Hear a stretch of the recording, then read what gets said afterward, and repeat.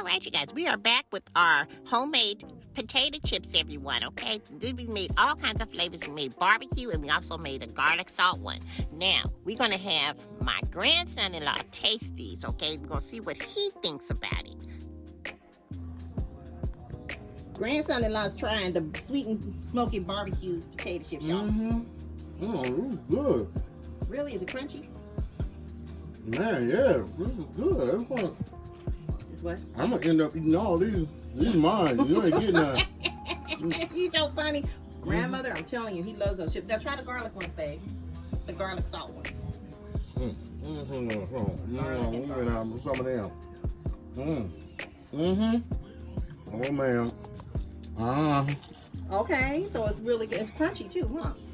Yeah, it's crunchy too. Okay. Well, thank you guys very much for watching. You guys enjoy our homemade potato chips on Cooking with Granny and Mama Soul Kitchen. See you guys soon. Follow us on YouTube, y'all. Bye.